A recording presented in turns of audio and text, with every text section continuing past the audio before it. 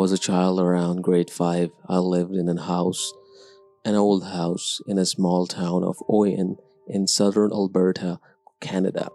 It had its usual old house sounds like pipes contracting and expanding inside, the walls banging and creaking. The old furnace sounded like would expect, and the ducks would rattle and squeak. Now, many things I cannot explain happened in this house, like being home alone and hearing my father's voice clearly say, "Hey Brad, come here and give me a hand." Looked, nope, home alone. Constant reoccurring dream of the doorknob on the closet door in our TV room rattling and then opening slightly and something attacking me when I go to look. Then one night, the power went out and I heard the doorknob rattle. The lights came back on, the closet door was open. I ran out and waited back in the porch for my parents to come home. The old second exit from the basement was The old second exit from the basement was sealed up from the bottom as well as the outside door, which looked like a slanted door like you see in the movies. When people go to escape a tornado, sometimes I swear I could hear someone knocking lightly on the inside. Sometimes while on the main floor with no one upstairs, it would sound like someone was running around the room to room upstairs. Once we had a cat, though not for long. The cat often would freak out and run wide-eyed from the room to room and up and down the stairs here up. And like there was something terrifying in each room. Now to George.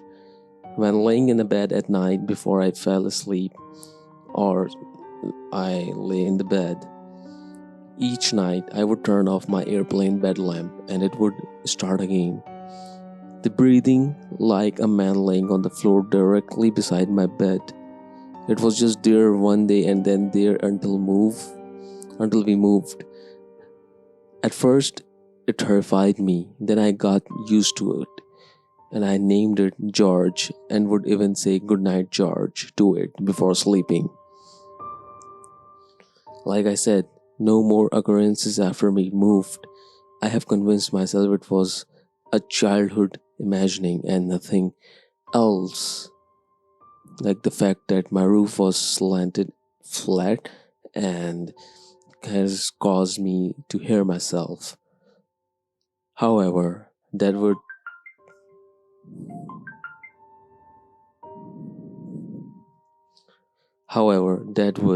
make no sense since an adult breathes much differently than a child. Over the years, once in a blue moon, I had thought about it briefly and dismissed it just as fast. My oldest daughter is now in grade 5. For the last few weeks, she refuses to sleep in her room and does not want to be alone. I finally got her to tell me why. She tells me when she lays down, she can hear what sounds like a man laying on her floor, breathing heavily. The memories hit me like a ton of bricks. I cannot tell a 10, 11-year-old what I know. She would never sleep again. I can't tell my wife, she would never believe me. I have told my daughter it is just her mind playing tricks on her and to ignore it. I don't want to engage George lest he sticks around to bug my younger daughter. Needless to say, I am shook and don't know what to do. So I am going to post this and then go on pretending it never and is not happening.